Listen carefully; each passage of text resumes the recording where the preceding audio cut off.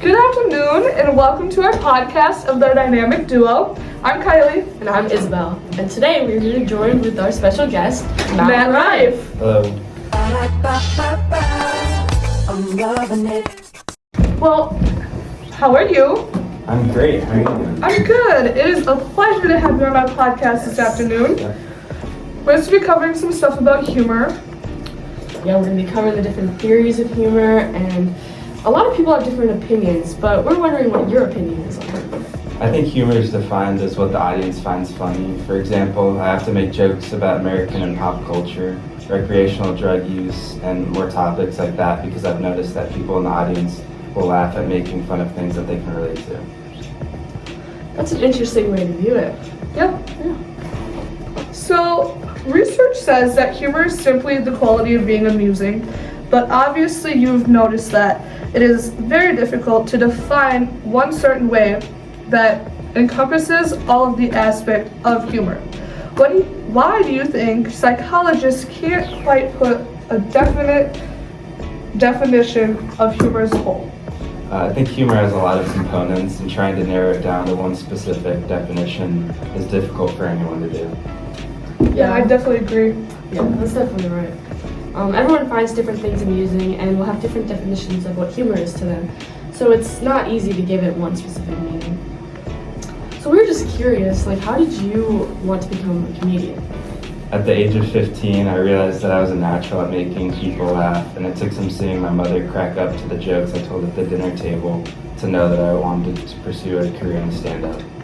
That is such a wholesome story. I love that. Did your parents ever not quite agree on a joke that you made? Yeah, I'd say so.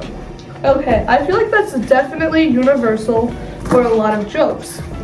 And that actually fits into the benign violation theory. The benign violation theory is when a person simultaneously recognizes both that the ethical, social, or physical norm has been violated and that this violation is not very offensive or upsetting. Hence, someone who judges a violation as no big deal, as one of your parents would have done, will be amused by the joke rather than someone who finds it scandalous, disgusting, or simply uninteresting, as the other parents, and they will just simply not be amused. So Matt, what is your opinion on this said benign violation? I think it's a pretty accurate theory. If someone doesn't believe that what's being said is offensive, then they'll most likely laugh at that joke. I've seen this occur multiple times at my shows because I know a few of my jokes that have been seen as controversial to some, but really funny to others. Yeah, that's true. I've definitely seen some stories about your controversies out there, but that's why benign violation doesn't explain what humor fully is, because it still depends on everyone's own opinion. Yeah. Oh my gosh, did you guys see the Minions movie? Oh yes, Yeah. I loved that movie. Oh my gosh, do you guys remember this one part where this caveman is gonna go hit a bear with a big wooden bat? Yes, I do remember that part. But then the minions just give him a fly swatter. Oh my god, didn't we all die laughing at that? Yes, when the bear ate that man that was coming back. Yes, it was so funny. Did you know that that was actually an example of evolutionary theory? No, wait, really? Yeah, and evolutionary theory works with humor to explain what it is. Oh my gosh. Yeah. Humor and laughter occur in every society, as well as apes and even rats. This universality suggests an evolutionary, although humor and laughter could convincingly be a byproduct of some other process important to survival. Humor is part of group selection, an evolutionary theory based on the idea that in social species like ours, natural selection favors characteristics that foster the survival of the group, not just of individuals. So Matt, what's your opinion on evolutionary theory? I think humor helps groups stick together, which can be good for survival as a group, even if it doesn't always directly help the individual. That's why I perform on stage in front of an audience rather than filming a video in my bedroom and uploading it to YouTube. That's a great analogy. Thank you. Yeah, I definitely like that. So we've talked about the benign violation and the evolutionary theory. I think there's one more. Spot the mistake. Oh my gosh, how did we ever forget about spot the mistake? What is spot the mistake? Because I'm sure Matt Rife doesn't know what that is. Do you know what that is? No, I don't. Oh, okay, perfect. It's where humor is related to some sort of mistake, any kind. It could be a pun, a joke, a comedic incident where it seems to contain a fool of some sort. The butt of a joke, one may say. And the typical response is enjoyment of the idiocy, which makes sense as if it's your enemy or your component because it places you higher up.